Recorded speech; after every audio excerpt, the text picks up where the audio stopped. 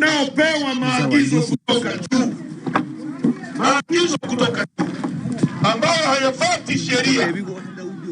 Sasa wewe naye jamaa tulia bana, na nyie mlioko shukeni ili kuwe na nafasi hapo, abaki mtu mmoja. Ndio maana mnakatakata hivi vyombo. Shuke ili tuweze kuelewana vizuri.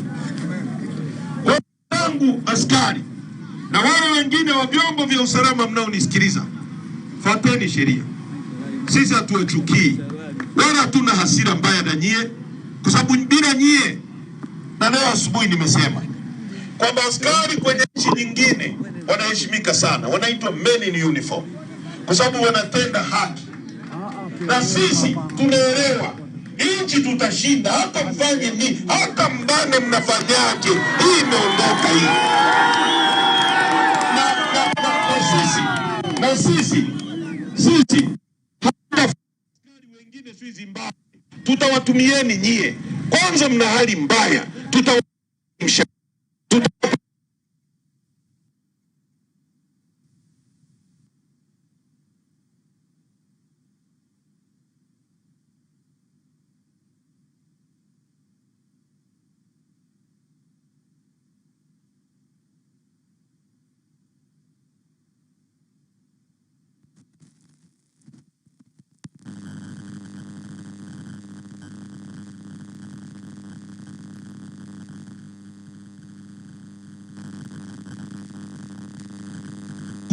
nilikuwa nazungumzia bandari ya Dar es Salaam ambayo ndio inasababisha huu mji uwepo.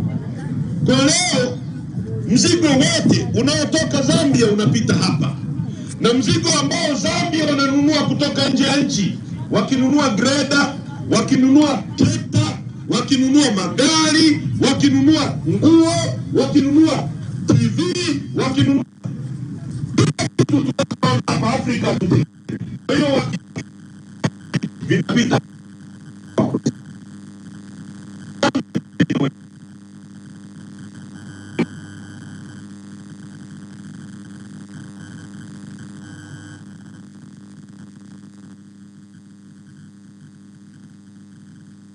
umuhimu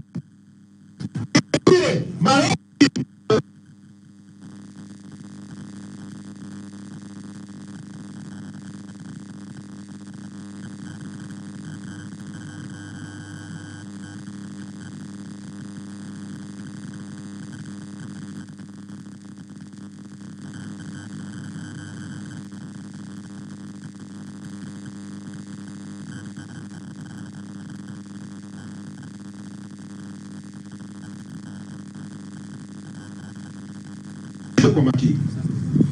Mzigo mwingine 25% ndio huyo unaenda Malawi, na mwingine unaenda Uganda na Rwanda na Burundi zinazotutegemea pia. Kwa hiyo kama wewe una akili, kama wewe akili ndogo tu, uhitaji kuwa chuo kikuu, akili ya nasari au ya kuvukia barabara au ya kuendea chooni. Ukiwa na shamba unalolima unapata gunia 75, na shamba unalolima unapata gunia 20. Shamba utakalolinda kwa nguvu zako zote ni lipi? 75. Na nielewa Tunduma, na hilo shamba kwa sababu ndio linakuzalisha, utaongeza zaidi mbolea, utaliwekea fence, utalima uzalishe zaidi. Sasa kufikia mwaka 1975 nilikuwa nasoma makabrasha naongoza nchi hii, walikuwa wamepanga kwamba barabara ya kutoka Tunduma mpaka Dar es Salaam kufikia mwaka 75, kama tusingepata uhuru 61, hiyo barabara ingelimwa kwa leni 4. Leni ngapi? Nikisema leni 4 mnanielewa? Maana kwamba barabara 2 kule zinapita upande ule, alafu katikati kumetengenezwa labda umepanda maua, inatenganishwa kabisa zinazokwenda mjini, na leni 2 zinazotoka tena huku. Kwa hiyo gari zinaweza kutembea 2 huku na 2 kule. Mimi nimekuwa mbunge, kuna mpaka wa Mexico na Marekani. unapitisha mizigo mikubwa sana, ambao huo mpaka ni muhimu kama huu mpaka wa kutoka Kongo au Zambia kupita kwenda Dar es Salaam. Wenzetu wamefanya nini? Kwa sababu ule mpaka ni muhimu, wamejenga leni ya maroli. Hiyo haipiti gari nyingine yoyote, ni magari ya transit tu. Lakini transit ni ambayo yanaenda moja kwa moja nje ya nchi. Kwa hiyo lori likipakiliwa mzigo bandarini, na hapa mnielewe vizuri, bandari ya Dar es Salaam, mzigo wa Kongo ukishuka pale, kuna watu wa usalama wa taifa, kuna TRA, kuna jeshi, kuna vyombo vyote vya ulinzi na usalama kukagua, je, kama ni simu, kweli container lina simu, usikute lina silaha. Kama wameandika speaker, ni speaker kweli zimo, malipo yake ni kiasi gani? Wanafanya calculation pale bandarini, wanapima huu mzigo una kilo 50 au tani 30, siroli ni tani 30. Pale kuna mzani, wanalipakia kwenye lori. Ile lori, mizigo yote ya transit inapaswa kufungwa kitu kinaitwa seal on transit. Sema seal on transit, yaani kufuri ambayo ni ya transit, ambayo huwezi ukashusha mzigo katikati ya njia, kwa sababu mzigo huwa haulipiwi ushuru ndani ya nchi, unalipiwa tu zile gharama za kupita hapo. Sasa hebu angalia usumbufu. Tumekubaliana kwamba shamba linalokupa 75% utalilinda, na kwa sababu ni mteja utamuondolea usumbufu. Mteja ni mfalme, sio? Sasa mzigo wa Kongo unashuka. Kipindi cha nyuma Mwalimu Nyerere alitenga bandari, ziko pale zinaitwa ICDs. ICDs ni maeneo ambayo mizigo ikishuka inapakiwa. Kwa hiyo akatenga, hili ni eneo la Kongo, hili ni eneo la Zambia, hili ni eneo la Malawi, hili ni eneo la Rwanda, hili ni eneo la Burundi, hili ni eneo la Uganda. Kwa hiyo mizigo yote ya Kongo ikishuka inapelekwa sehemu moja, ili uwarahisishie namna ya kuchukua mizigo yao. Si kama mnanielewa? Hivi mnanifuata vizuri? Wangapi wanaelewa ninachokisema? Nyosha mkono tu. Asanteni sana. Na mtulie, tutafika mwisho. Sasa Mwalimu Nyerere alitenga eneo ili kuondolea hao watu usumbufu. Baada ya Mwalimu Nyerere kuondoka, ufisadi ukaingia, si nini, mambo yakawa mengi. Mzigo unashuka, kwanza unaagizwa, unakuja mali inacheleweshwa kushusha mzigo. Mali ikichelewesha kushusha mzigo, mtu amenunua mzigo wake wa simu Kongo, anataka akauze apate faida, anapiga siku 15, mzigo unakuja unafika kutoka China, unacheleweshwa hapa Tanzania, ana siku 45, anazidi kupata hasara. Tunaelewana vizuri? Kwa hiyo inakuwa usumbufu, kukawa na shida. Mzigo unatoka bandarini, si mle bandarini kuna vyombo vya ulinzi na usalama, si wamepima kontena, wamehakikisha lina tani 70 au lina tani 50, limepakiliwa. Hilo kontena linatoka tu bandarini, limepimwa na vyombo hivyo vya ulinzi na usalama, linafika pale wapi pale, mzani wa kwanza Kibaha. Yaani limetoka bandarini Dar es Salaam, kwenye nchi hiyo kwenye vyombo hivyo linakuja linapimwa Kibaha, kwamba kutoka hapo bandarini na limefungwa kufuli, sijui limeongezeka uzito barabarani, sijui imekuwaje.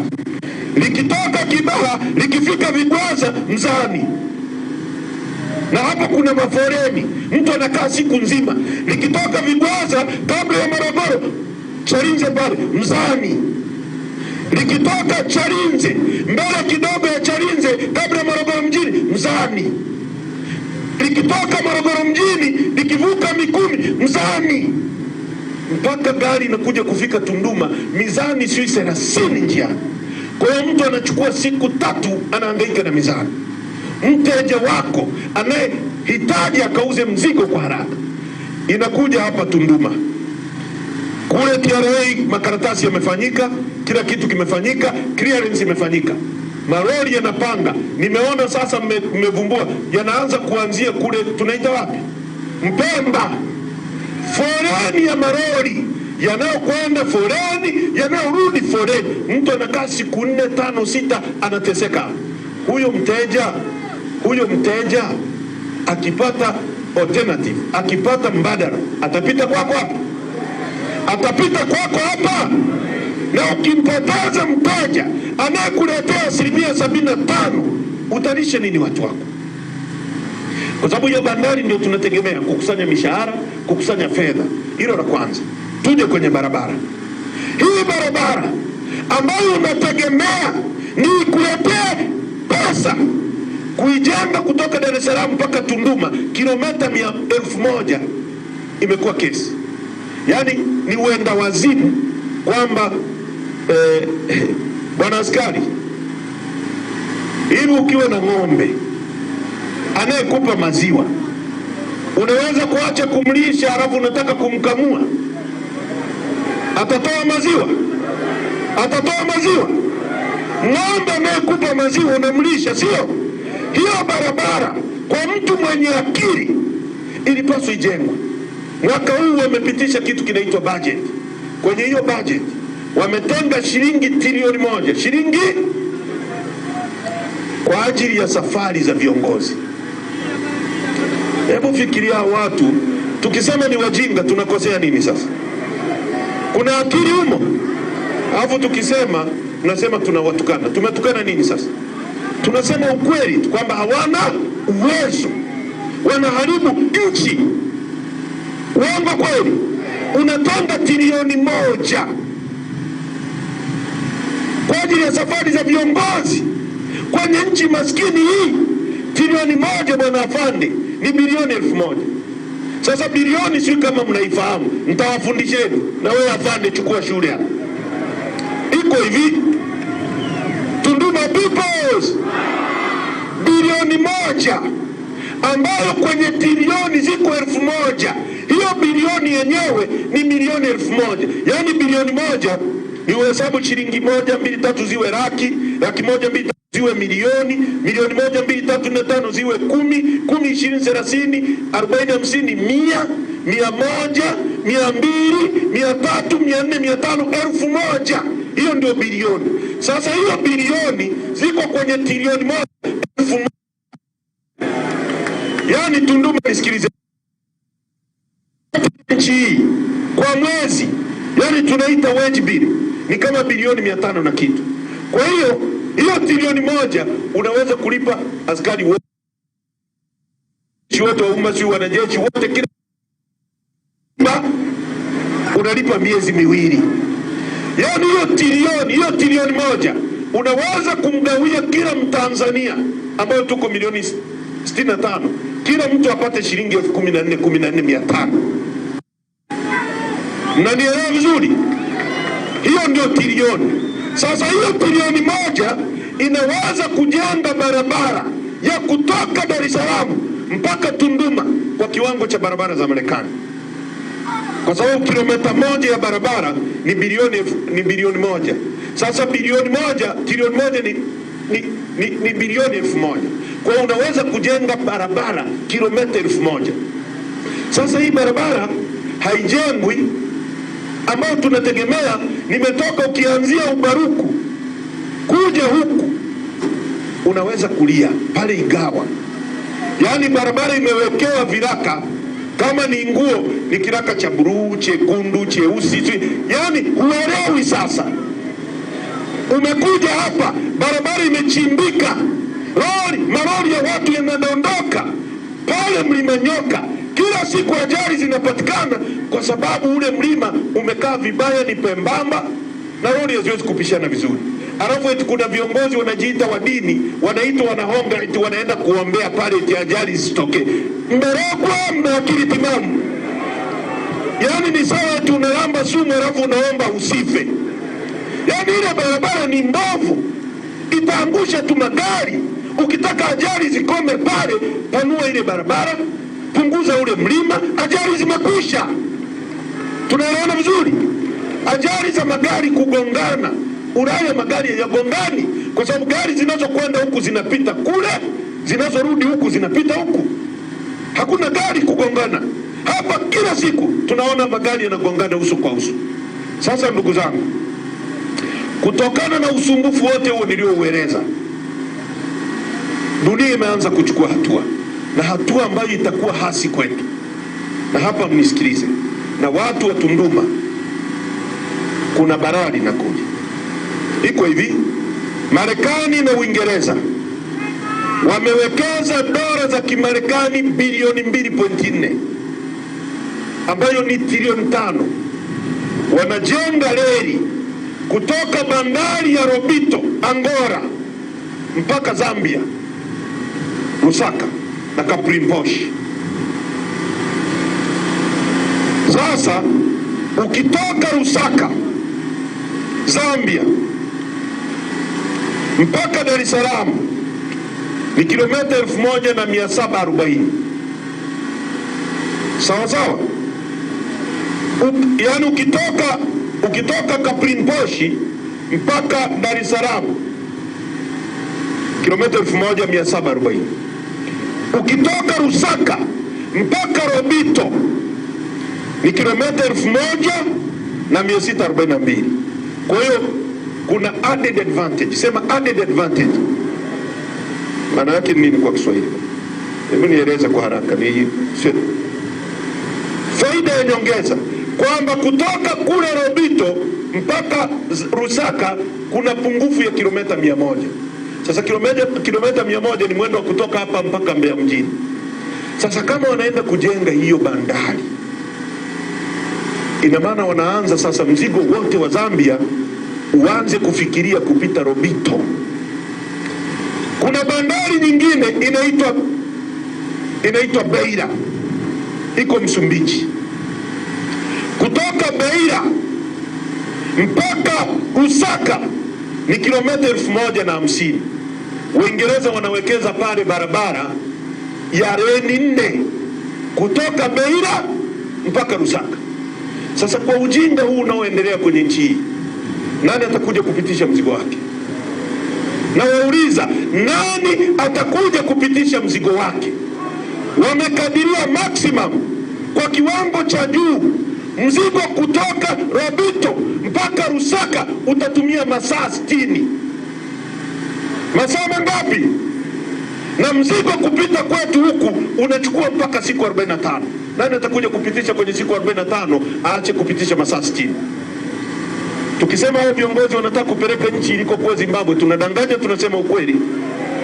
Kwa sababu ya kutokuwa na akili na kuwa na negligence. Nimekuja kwenu kwa taarifa kwamba kama hatutachukua hatua za mapema kuokoa nchi hii, nye watu hapa, hii Tunduma itaenda kufa. Hii Tunduma itaenda kufanya nini?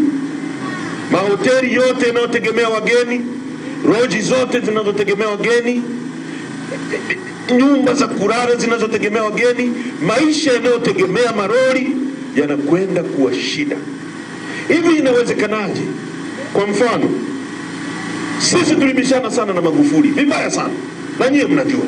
Na sisi hatuwezi kumunga mkono mtu aliyejaribu kumuua Lissu kwa sababu tunamwambia demokrasia. Hatuwezi. Lakini Magufuli aliliona hilo, akaanzisha kitu kinaitwa Kwara, bandari ya nchi kavu ya Kwara. Akatenga eneo la Zambia, eneo la Kongo. Sasa ili mzigo wa Kongo kienda pale uwe rahisi kuusoti, mtu achukue. Leo matajiri, watu wakina GSM, wakina Azam, sio wakina nani, wanamiliki maeneo ya kutunzia mizigo. Ukienda kule Dar es Salaam, kila eneo linanunuliwa, unasikia GSM amechukua hili, si nani amechukua hili. Wanayavunja ili waweke sehemu ya kupaki makontena. Sasa mtu anakuja kutoka Kongo, ameagiza mzigo wake China, ana kontena 10. Kontena moja inawekwa Mwananyamala, nyingine inawekwa Sinza, nyingine inawekwa Posta, ili apate usumbufu. Hii aitafute siku moja, nyingine aambiwe iko kule Sinza, aende ichukue, aje kuchukua ya 3, zimeisha pita siku 5, anaanza kuchajiwa kitu kinaitwa storage fee. Mnanielewa vizuri? Yaani ili mradi tu wakufanyia usumbufu, wakufanya efficiency, ili wakudai pesa. Sasa hawa wanakuja kuleta efficiency, nani atakuja kupita kwenye usumbufu? Ni askari mliotumwa mmevaa kiraia, raia mna rekodi. Nani atakuja kupita hapa mpate mishahara? Hivi mnanielewa ndio watu? Wangapi mnaelewa ninachokizungumza? Kwa hiyo ndugu zangu, watu wa Tunduma, nchi hii ni ya kwetu, na ustawi wa watu wetu unawategemeeni nyie, unategemea nchi nzima. Tukianza kuzungumza sui matatizo ya wizi wa mbolea, sui wizi wa nini, sui nini, matatizo yaliyoko hapa ndio yaliyoko Tarime, ndio yaliyoko Mbozi, ndio yaliyoko kila sehemu. Kwa tatizo la nchi hii ni kwamba nchi hii ina ugonjwa, ina kansa. Kansa inatafuna nchi yetu, na kwa sababu una kansa unatakiwa kupimwa sawasawa, upewe dawa sawasawa. Ukipimwa kansa, unaumwa kansa, ukapimwa wakasema ni malaria, alafu wanakupa dawa ya malaria wakati unaumwa kansa, hautapona, utakufa. Wazungu wanasema wrong diagnosis, wrong treatment. Ukipimwa vibaya ukapewa matibabu mabaya, hautapona. Nchi hii tumeipima sawasawa, tumeelewa tatizo lake ni CCM. Tuipe dawa sawasawa ambayo ni kung'oa sisi na kutupa jararani, nchi yetu itapona. Tushirikiane wote tuokoe nchi hii, ndugu zangu.